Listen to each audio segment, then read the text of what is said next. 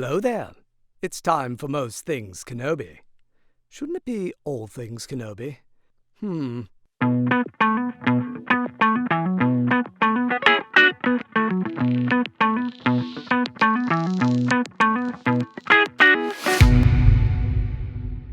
Hi everyone, welcome to another episode of Most Things Kenobi, a podcast about Obi-Wan Kenobi and all things Star Wars. I'm your host, Leanne.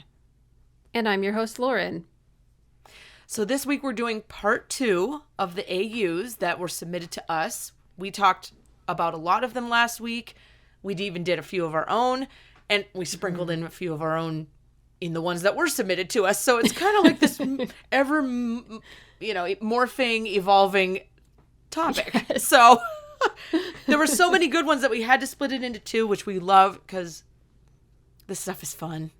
Yeah, this is good stuff. This is where we get happy endings, maybe. Yes, exactly. This is where we get stuff we would never get from Kanan. But before we get into the AUs, we have a follow-up announcement to an original announcement that was made about the Star Wars Celebration panel. So, if you missed the announcement, Lauren and I will be in London for Star Wars Celebration in April. Mm-hmm. And crazily enough, I will be part of a panel brought on by StarWars.com and editor James Floyd, who is also a podcaster out there.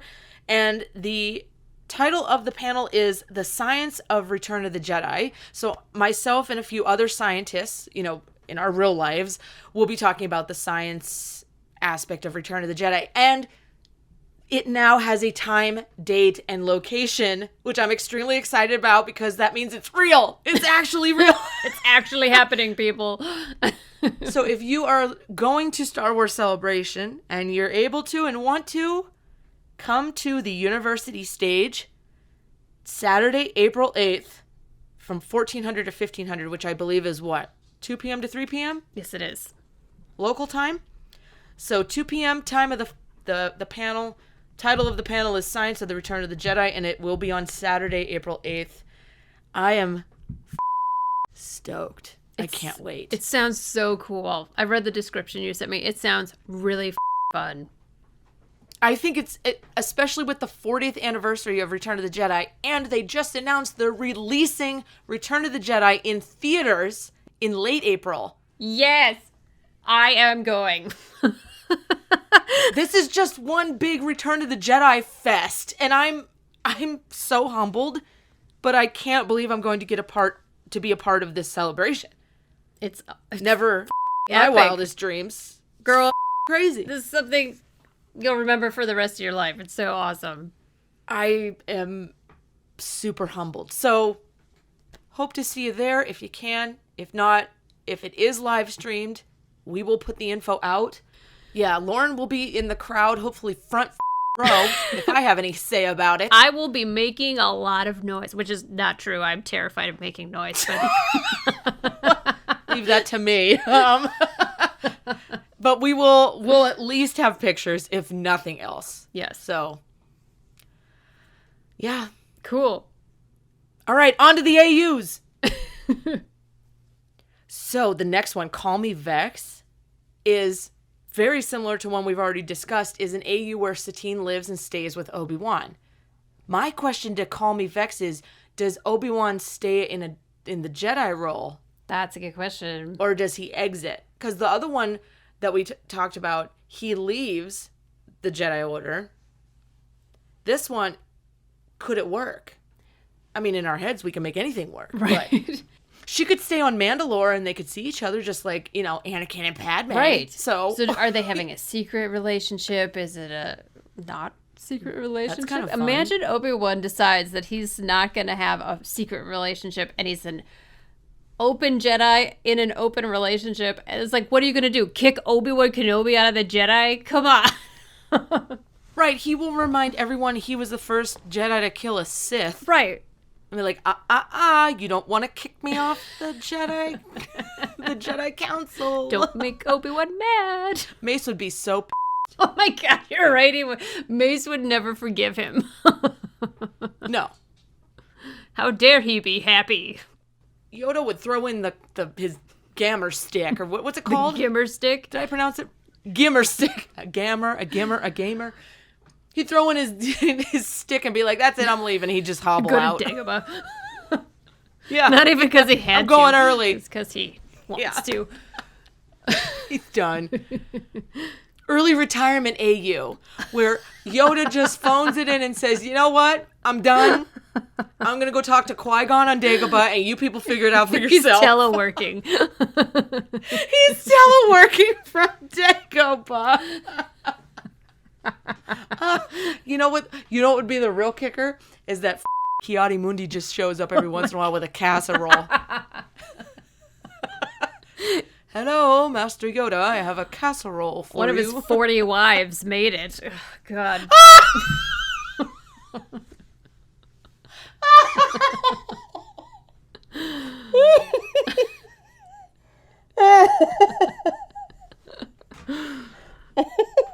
I'm sorry. It was at this point that Leanne lost it. I apologize, everyone. You know that in Legends that he was married and had like multiple wives, and the Jedi were okay with it because he didn't care about any of his wives. I don't know what's worse. What the is this? He had no attachment. So what you're telling me is a dude with that forehead and that hair was able to snag 40 partners? I don't know if I just made that number up, but yeah, he had multiple wives. One partner? The man's hair is atrocious. He needs a makeover. He needs the Brazilian blowout that Chewie gets from time to time. Okay. You read Final Straw because it's right up your alley. Oh yeah, Final Straw said, like Superman, when Superman became affected by red kryptonite, I'd like to see Luke going really, really dark. Interesting. Again, like Obi-Wan, I don't even think it's remotely possible. Although Mark Hamill said that they weren't sure if Luke was going to be I guess George Lucas knew, but Mark Hamill didn't know whether Luke was going to go good or bad in the end. Yeah. And he said it would have been. Well, he's all dressed in black. And the lighting in his face is always half and half. It's half light, Yes. half dark. We never really know until the final, Exactly. What kind of ending would that have been if Luke had turned? Oh my Do you God. think Leia would have run to his rescue and finally opened up her tap to the Force? Maybe. Or she would have been so betrayed she'd track him down and kill him. Or that. Yeah, I mean, yeah. I don't know. They're both such great souls. It's hard to picture either of them turning, but I think I don't know, it would be interesting. There is, I think there's a comic, if not a novel. I'm pretty sure that there is a comic, I know, but there might be a novel also called, I think it's Dark Empire. And that is about Luke turning to the dark side for a while after Return of the Jedi, I think. And I don't know if he stays dark or not. I own it, but I haven't read it yet. But I'm interested to see what that story is. I'm not sure I'll like it, because Luke, to me, is good. Yes, he is hope and good, and that's why he believes Vader's redeemable, is because his spirit is that way. But yeah, that's why I didn't like, what was it, Last Jedi? Right, yeah, because that is like Luke going dark to me. And I was very uncomfortable with all of that. Yeah. Dreamer Kath. This is an interesting one. I could see it. Dreamer Kath says, Cal Kestis back in time and becomes Obi-Wan's next Padawan. That would be cool. I could see it. If Obi-Wan had enough strength to take on a new Padawan, before Luke. I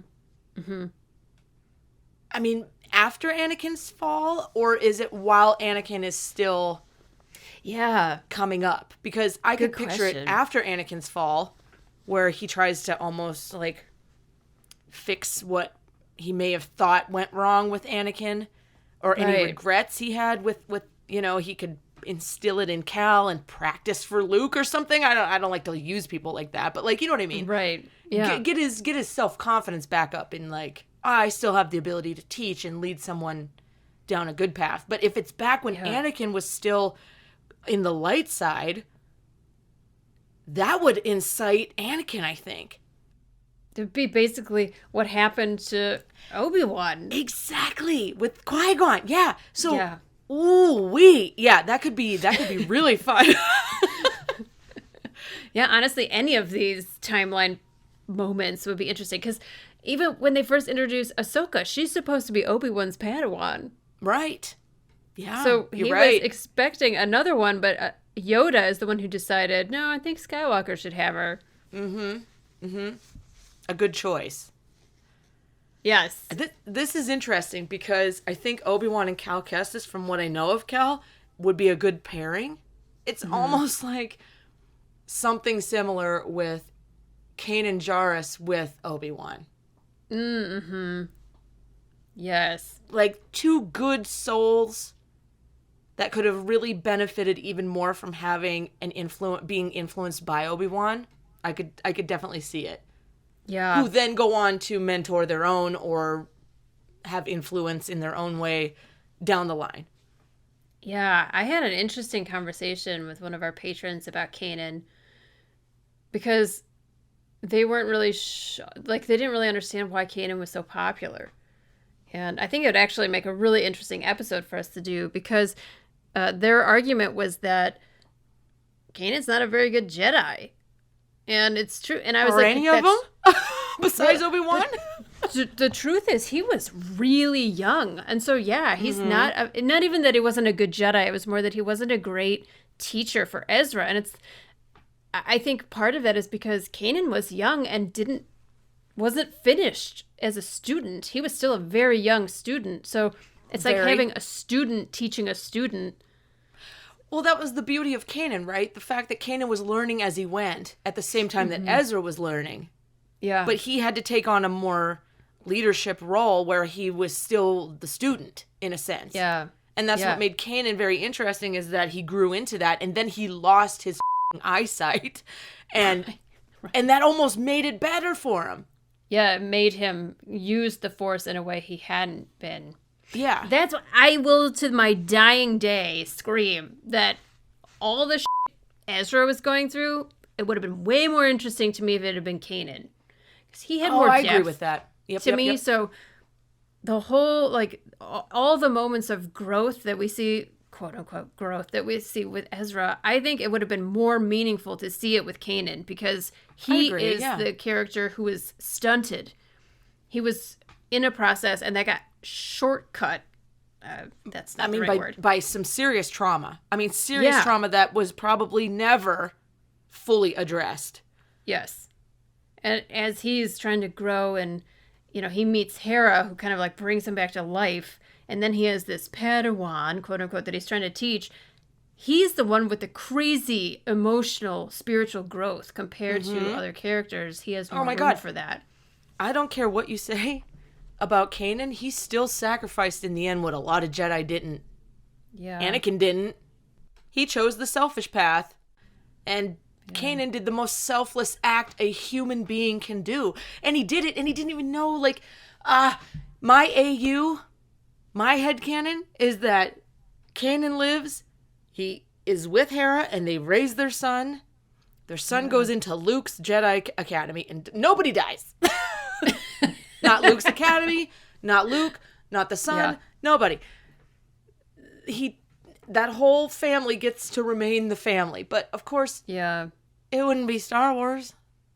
right, without the pain. I know, I totally agree. My heart really wants Luke's Academy to be left alone. Like, I want it to succeed. I hate how devastating it was. This is a character that came from nothing but trauma and sadness, and to have him grow and build something meaningful and then have it burn to the ground and by have his him... sister's son, his best friend's son. Yes. I can't, that's the part. I hate it. Ugh. We're supposed to have a friendly chat with our friend Jenny about, we're supposed to have Like, Leanne, you're going to be the moderator between us because she likes Last Jedi. Yes. And I hate it. Yes. Well, I don't like it either. I hate what they did to Poe in it, too. Oh, yes. I hate all of it. Let's be real. But yeah. anyway. Hate is a strong word. We'll say it's not our cup of tea that we chose to drink, so. True, yes. I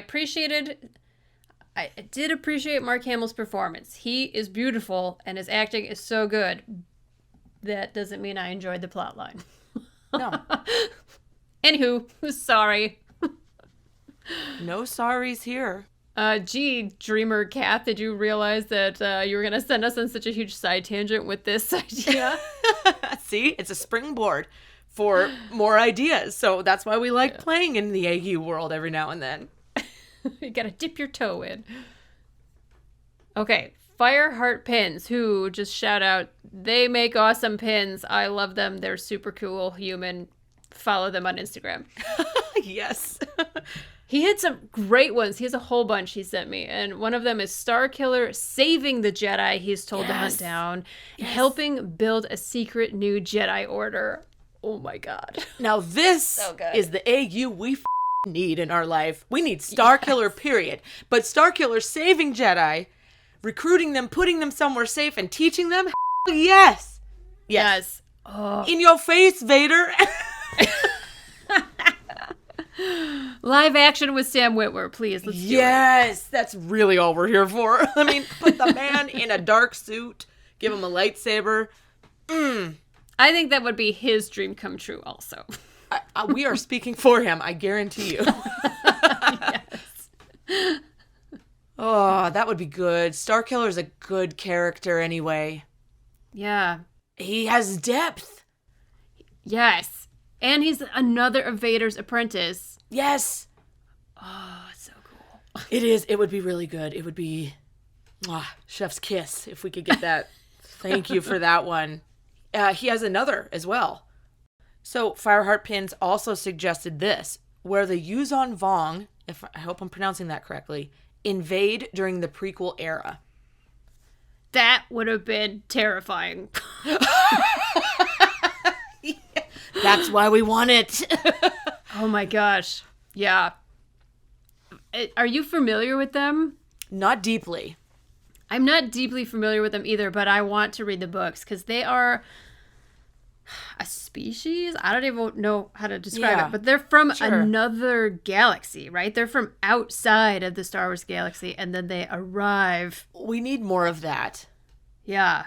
It kind of reminds me of the Reavers in Firefly. I don't know if you watched that show at all, but my brain imagines the Yuzong Vong. I don't know if I'm saying that right either. Yeah, I don't know if I had the right flair. Yeah, but they sound terrifying. I want an outside entity to come in and sweep Palpatine off his feet. And I don't mean romantically, although maybe he would take it romantically.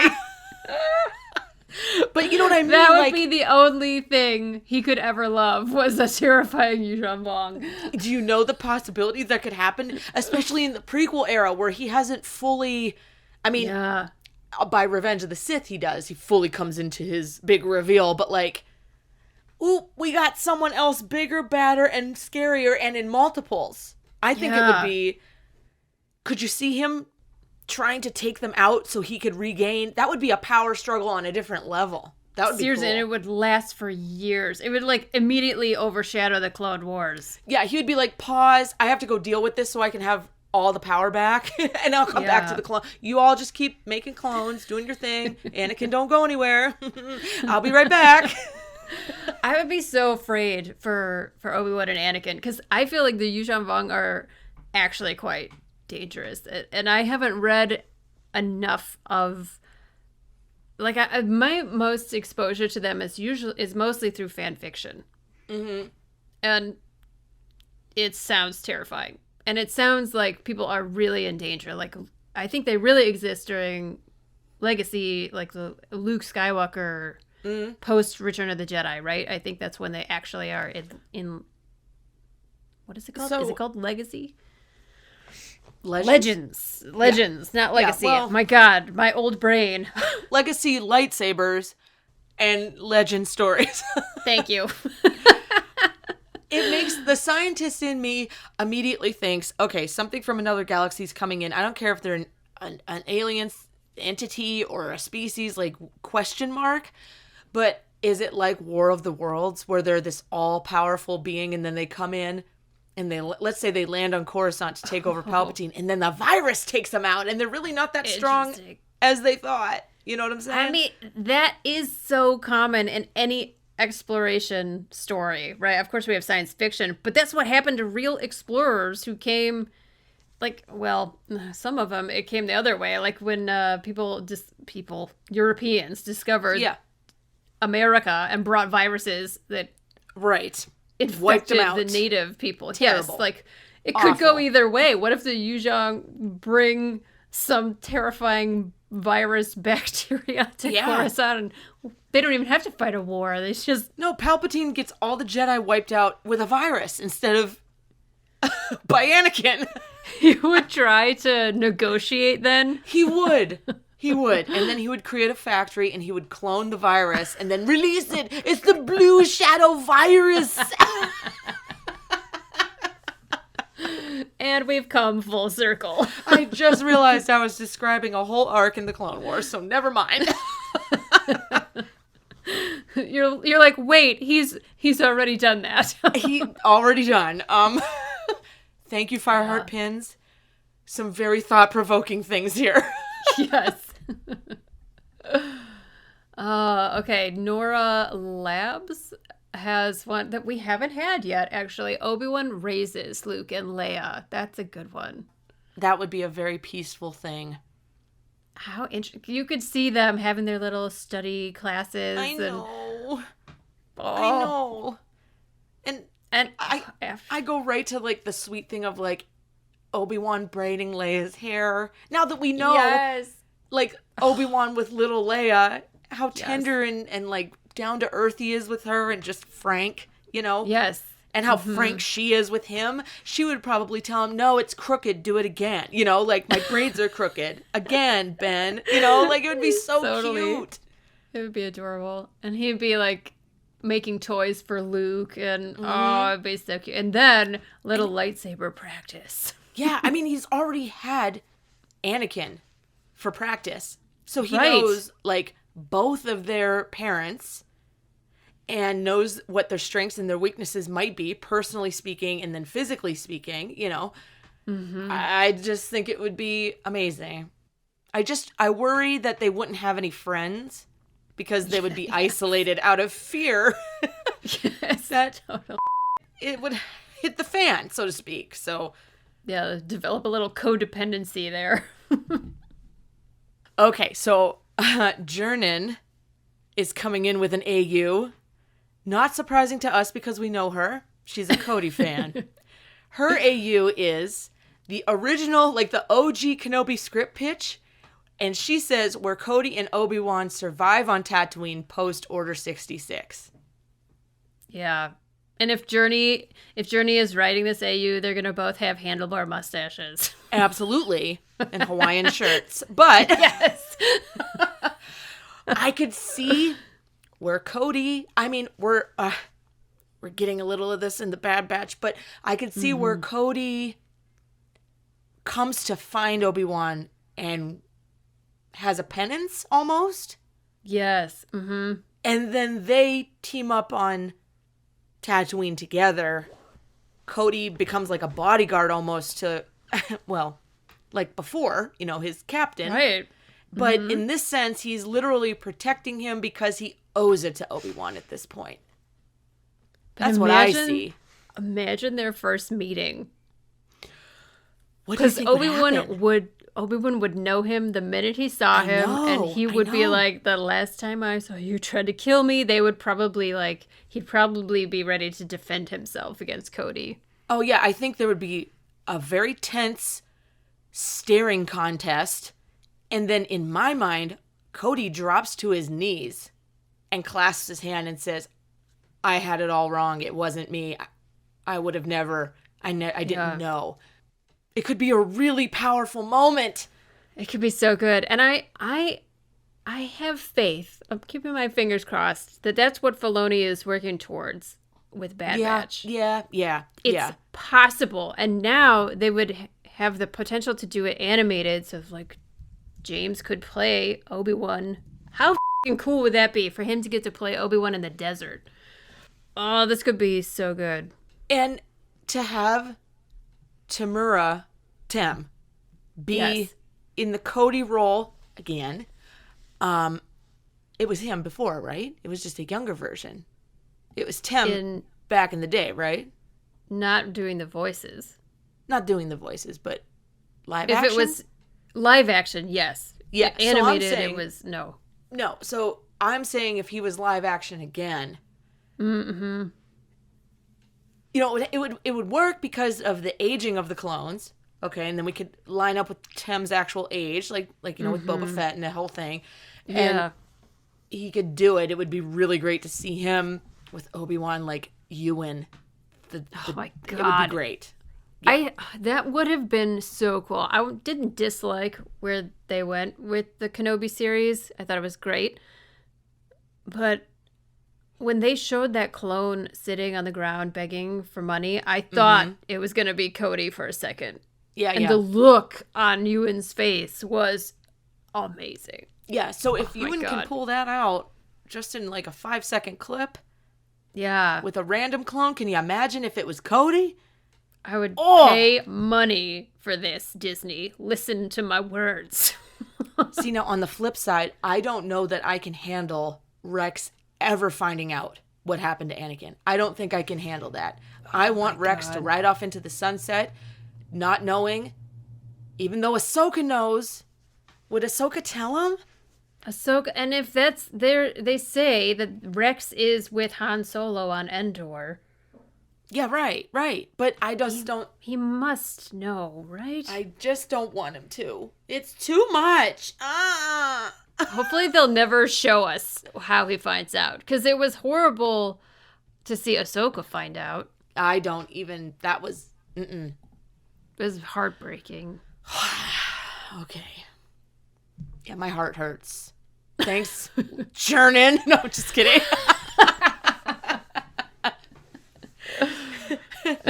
It's a good one. It's the pain that we probably need. Yeah, that we want. Realm. Mm-hmm. We're all for it. Yeah. Okay, we had another one from Fireheart Pins. Padme as Chancellor. Luke and Leia in the Jedi Order with Anakin. Sith retreat to Exegol for a war on NR. I assume, is that New Republic? That's what I would say. Yeah. I'm interested. This is a lot. Yeah. To have Padme in a power role like that. Yeah. That would. You have my attention. Yes, you have both our attentions. Well, that reminds me of the plan that George Lucas had for his sequel trilogy. Leia was supposed to be Chancellor. Oh, it's all very interesting, and I tread lightly with all of this. Yes. Can you imagine Anakin training Luke and Leia as little Jedi? I think about it an inordinate amount of times. Yes. Yeah, because it's kind of hot. Yeah. Yeah, it is. Zaddy.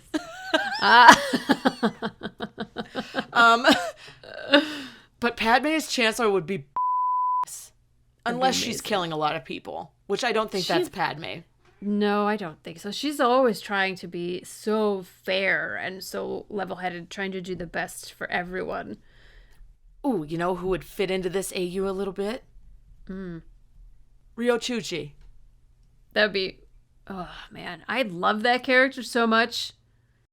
She would be like the right-hand woman to the Chancellor. You know how Sidious has the dude with the horns and the tusks or whatever they are?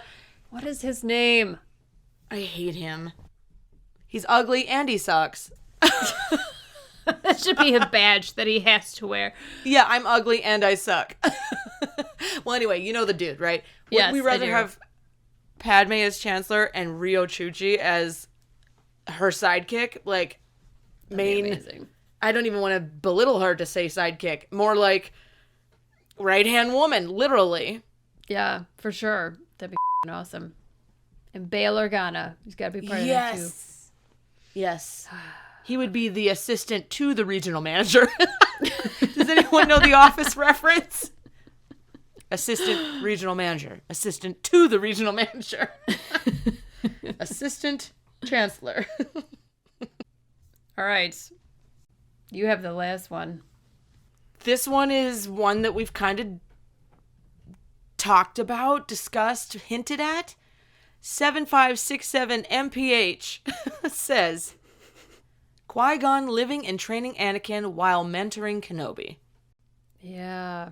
An AU where Qui-Gon lives interests me. Yes.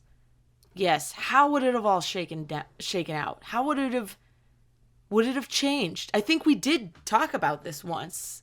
We did. We had an episode all about how things would be different if Qui-Gon had lived. Right. So without like retelling that entire episode, I think there's a lot here, a lot of good stuff and a lot of very questionable things, like Anakin's fate still being his fate. Mm-hmm. Yeah. Well, now that we have Tales of the Jedi, how would it have changed Dooku? True. If Qui-Gon had lived, maybe Dooku would have been on a different path.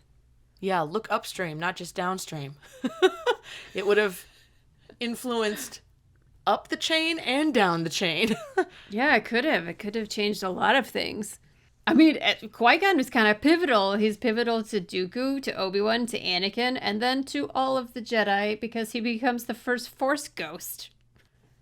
Not only that, but he was already kind of treading a line where he didn't really agree with the council and he didn't really agree with, a lot of the rules of the Jedi Code and stuff. And so that influence on Anakin would have been very interesting. And Obi-Wan, being as strict as he is with certain things, sees his master living, training Anakin, going against maybe what he's developing into truly believing and living. It would have been very interesting. I don't have an answer with how that would have went, but I think it's a very interesting thought. There's so many ways you could explore it, yeah. These are all of the ones that were submitted to us, but if you guys think of more, we would love to hear them because we will never not talk about this if we get more suggestions in the future. Yeah, we can definitely do more episodes about this if you guys liked it. I didn't expect to get as many as we got, honestly, enough to do 2 episodes. Well, that's what I mean. There's people out there thinking of stuff and they're just not telling us. We need to know. These were great. Yeah, I mean, it opens up all different, just look at the variety of conversation we've had with just this one batch of ideas coming in. So yeah, this is great. Thank you so much to all the people who submitted. This is fantastic. I loved this.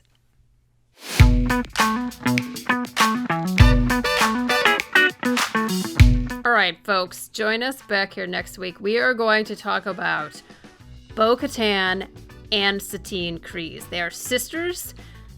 How, we don't know. Yes.